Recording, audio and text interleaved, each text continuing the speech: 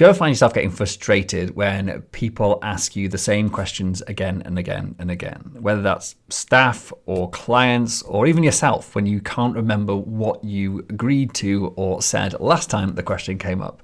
Well, that is definitely the case for me, or was the case for me. And for many years, I really struggled with figuring out a way to capture all of that knowledge that is in my head and in my staff heads, and getting it out really quickly and efficiently so that it's available for anybody in the company or our clients or whoever needs the information when they need it. Today, I want to explain exactly how we overcame this big challenge that has totally transformed the way we share knowledge within our team and the efficiency of actually just getting stuff out of our heads in a way that other people can find and use it later.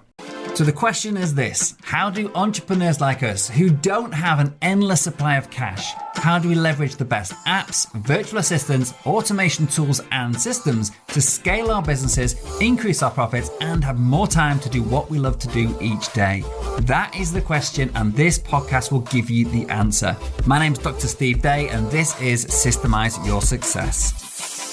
Okay, so today I want to share the tips and steps we use to create a really effective knowledge base in our business. One that allows us to really quickly capture the answers to common questions, both that come from clients or prospects, but also internally within our team as well, or just to capture stuff as you're doing it when you figure something new out when you're working by yourself or when one of your team members is working by themselves.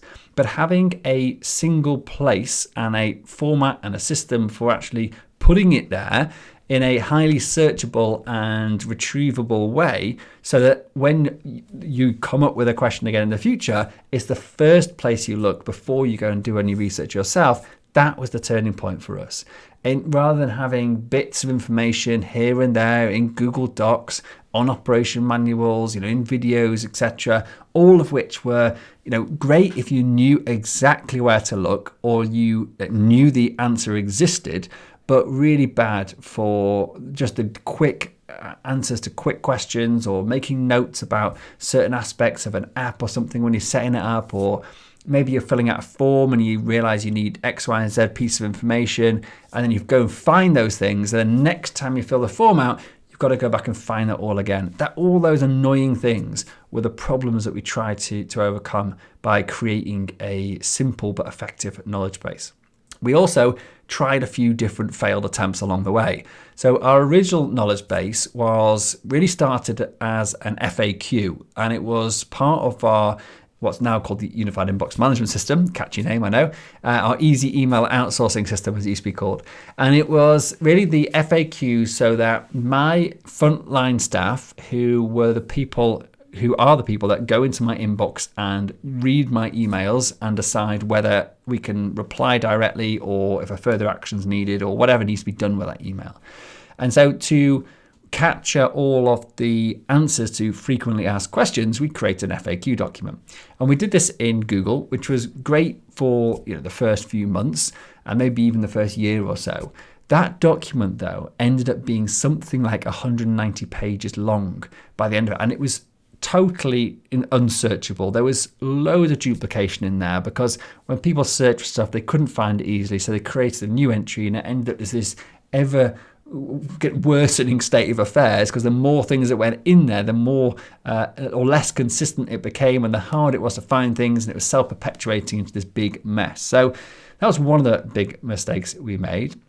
The second one was trying to use Asana. So we actually put loads of sort of mini task templates, as we call them. So like basically FAQs again, but in Asana with all notes about the apps and things. But the problem with Asana is it's not built as a knowledge base. It doesn't have a really powerful, interactive search, or really like search that comes up with the most relevant answers. It's very clinical, that's the wrong word, but it's very systematic in its searching. So it's great if you know exactly what you're looking for, but not great if you've just got a few keywords and it pulls up. And that's one of the things that actually lets Asana down. But then we're so embedded in Asana because it's so good for everything else. We're not just going to ditch Asana just for that one reason. So we needed something else to create a better search option. So we tried to use Google, we tried to use Asana, neither worked effectively. And so it meant that we didn't capture as much as we could with regards to the snippets of information and knowledge and answers to questions that just came up on a daily basis. So the solution we ended up going for, which in hindsight is the bloody obvious one, is we actually invested in an app which was specifically designed for knowledge base use. Now, because in our specific circumstance, our specific situation, we have a community built on Circle, and Circle has a brilliant search that we can use as effectively as a knowledge base app. We actually ended up building now our entire knowledge base in Circle because it allows our clients who are in our community as members and our staff to be able to do a single search. But because we make some things private and some things public, then the clients will only see the public articles, whereas our staff will see public and private articles, meaning that we don't duplicate stuff. So we just need to have one version in our community that everybody can access depending on the level of access they've got. Client, or could be a high level client. So my lead coaching clients get more access to very specific things, and then our staff have access to everything. And I may even have my private stuff in there as well, which isn't accessible to everybody. So that ability to select what people can query the database, the knowledge base, that's super useful as well. And that is a common feature of good knowledge base apps. So the fact we do it in Circle is irrelevant. The fact is it is a brilliant knowledge base app with some key features. So when you're looking for a knowledge base app, that is one of the big things to look at. Can I create public and private knowledge bases which can sit together, so certain people like your staff can access everything, but then your clients, for example, or your customers can just access the public facing stuff. That makes it easy for you to keep it all in one place without having to have duplicates of stuff. The other thing is the searchability. Like, knowledge bases rely on the fact that when you type in a few keywords, it will come up with the most relevant answers to the keywords you put in, not just necessarily like what the title of it is, because maybe it's a really rubbish title, but within the context as well. So it needs to have some kind of either really good algorithms, or in today's speak, AI driven searching, so it can actually pull out decent searches from the back end. And the other thing, talking about AI, is that many knowledge bases now allow you to set up the knowledge base and query it like a normal knowledge base. So it will pull up articles or posts basically about that are relevant to the question you've asked. But you can also feed that information into a chatbot. So you can have a chatbot which you can talk to in normal language. It will then access the information in your knowledge base and then give that to the user, so your client or your staff member, in sort of plain English. And hopefully, depending on the app, will actually tell you also the resources or the articles it refers to. So therefore, that you can go back, if you need deeper information or just to double check it's got it right, you can actually look at the source articles as well. So those are probably the absolute key things or the key features that we looked out for when we were choosing a knowledge base app. And that was the biggest game changer, because as soon as we'd done that, as soon as we'd found a decent platform to start putting things in, and because it was so easy to retrieve the right information just by entering a few keywords, suddenly it really made sense to spend some time and effort into populating it. So we now have, during our company meetings, on our daily stand-ups, etc., whenever a new question gets asked, then it may say, okay, wait, we need to add this to our knowledge base. So we've set up a little pipeline in Asana, or whatever task management app you're using. So a new bit of information comes up. Okay, we need to actually answer this question. Here's my answer. So I'll speak it out, or whoever knows it will speak it out, or go away and figure it out, and then add it to our knowledge base. And then once it's in the knowledge base, it's then there for everybody to go and find later and pull it up. And I find so many use cases for this when I'm retrieving information, when I'm working on something. So I'll be like, for example, we use Go High Level as our CRM, and there's this little quirky thing that you have to do to stop pages being tracked by Google. The details are irrelevant, but it's this sort of thing that like every time I do it, I forget what I'm meant to actually write in this box. And so I just create a knowledge base article. And then whenever I get to that point in the process of building a new web page, I could just search for a keyword and it will pull up that, and I can just basically copy and paste it. Just a tiny example of what you can use a knowledge base for. We also use it for all of our comms. So all those FAQs I talked about previously, when clients ask questions via emails, we can actually put those into our knowledge base so that our clients can actually find them themselves if they want them, but also our staff, when they get asked a question, maybe it's from a prospect rather than a client, they will know, we'll have one place to look to find the answers that we've sort of approved and authorized that are available to other people. But if it is one of our clients, then rather than just giving them the answer, we can now give them the link to the knowledge base article and advise them, next time, try and have a little search because you might be able to find the answer yourself quicker than coming via us. We're reducing that way the number of queries we're getting through from clients. We're improving the experience the client's getting because they ultimately get the answer that they want quicker, not having to wait for us to come back and find it for them and give it back to them. And we're educating them that this is where you can go and look. And in the same time, we're building up our own knowledge base for every time we actually do answer a question and then pass the link over to them, saying, even if there's not an article there, we'll create the article and then give them the link to the article rather than answering them with the answer and then adding it to the knowledge base, if that makes sense. So every time a question comes in, whether it's during a meeting with the staff, whether it's a client, whether it's a prospect, anyone who's basically interacting with our business, if a question comes up and we think, you know what, this is probably going to get asked again at some time, we can just create a quick knowledge base article and whack it in. So a couple of key tips on this are searchability. Now, knowledge bases, to be effective, like I've mentioned a few times, need to be highly searchable. And one of the best tips I created this idea myself, but one of the best tips I share with my staff is that when you search for something, if your original search term doesn't find the thing you want, but eventually you find it, then make sure you add that original search term to the article. Let me explain what I mean. So maybe you're searching for, I don't know, how to track Google, how to stop tracking Google searching on your page, like I just described before. So I know that, for example, that there's something called robots in that whole thing. It's basically about robots tracking you or not. And I might search originally for the word robots, and it doesn't come up because I didn't put that, in the title or whatever, and it wasn't, lower down in the article, in the actual article itself. And so when I then eventually find it, but I go back to, okay, now I do Google, now I do searching. Oh, there it is. I found the article. I then add the word robots to my title or to the first line or the beginning, or put a little description in, which includes the search term that I use. Because then next time I go to try and find it, and I default to using the same search term I looked previously, it will find it. And that one little trick means that every single time somebody is searching for an article, they're just making small updates and tweaks to the description or the title to make it more and more searchable going forward. Therefore, the most searched for items become super easy to find by nature of the fact they're getting constantly improved for searchability. And I'm not talking about SEO here. I'm not talking about anything technical. I'm talking about just like the words that you use or any of your staff use, because they may use different words than you to find the same thing. So just because it works well for you, it doesn't mean it works well for everybody else.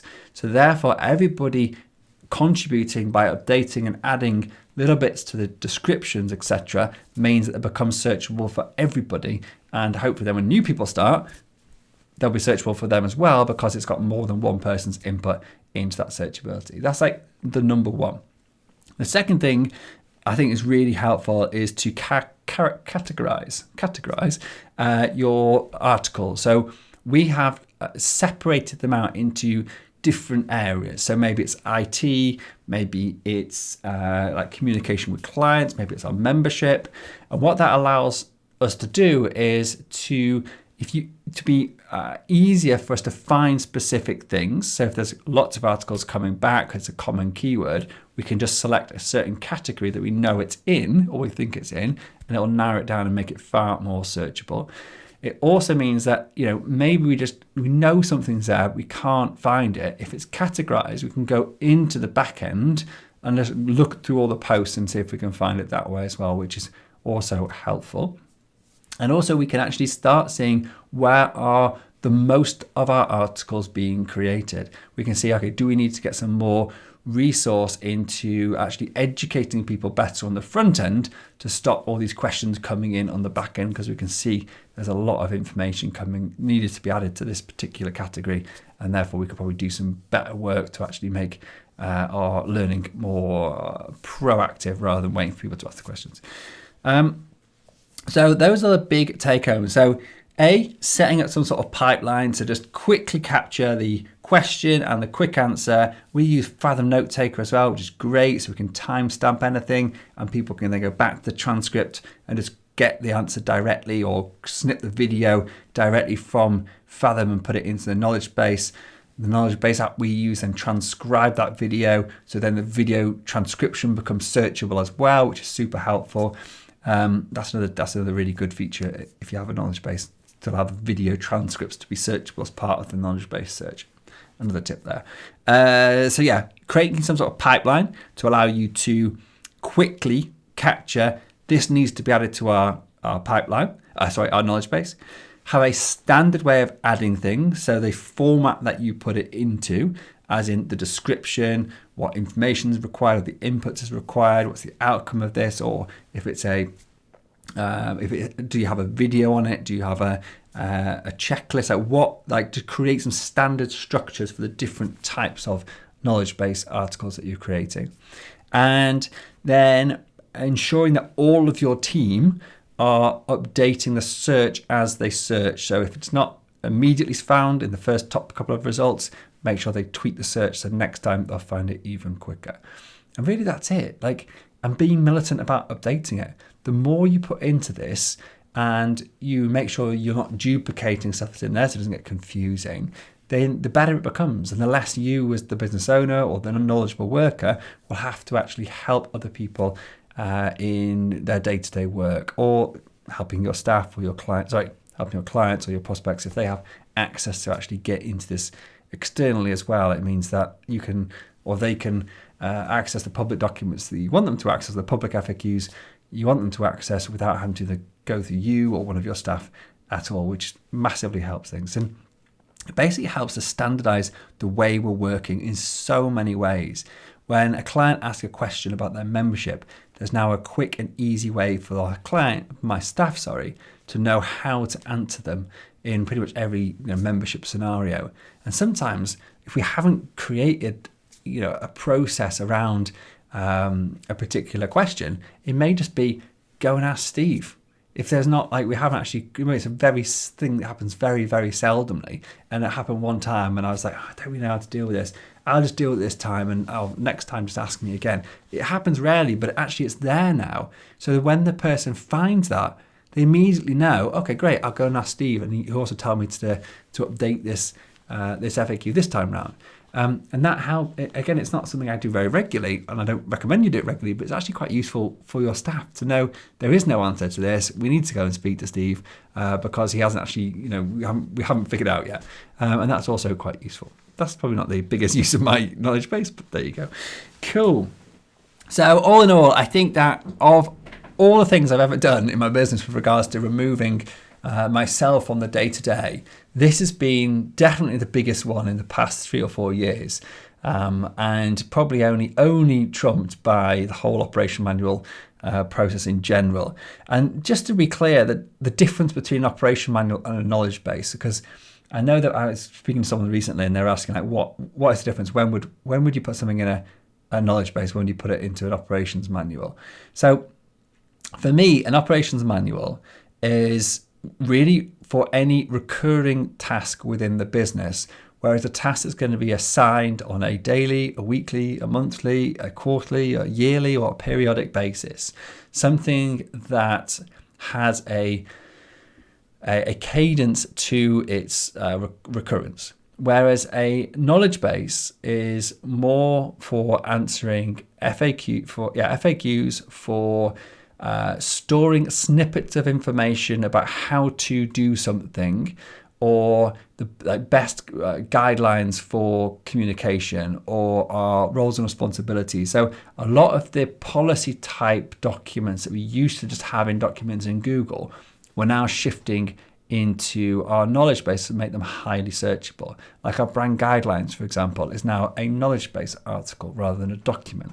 Our roles and responsibilities in the company is a knowledge base. Our communication guidelines is a knowledge base article.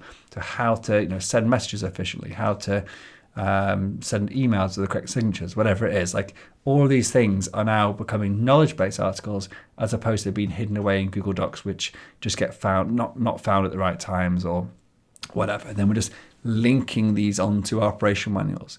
So in many cases, our operation manual may link to a number of different knowledge base articles to enrich the actual content within that operation manual. And the operation manuals are more for the recurring tasks. So that's about it. That's all I want to share today. I think this is probably one of the biggest wins I've had in terms of relieving the relieving the pressure on me to actually be able to answer questions and to feel more confident the team have access to a standard way of doing all the stuff that we all should be doing. And really importantly, somewhere for them to capture and record all the cool information and the stuff that they figure out and put it somewhere that's highly searchable that other people can use going forward that isn't directly linked to any sort of recurring task. So that's it. If you found this helpful, please do share it with your friends and loved ones or just colleagues. And also, please do hit subscribe on your favorite podcast app or YouTube. Thanks very much indeed. Until next time, have a great day. Bye.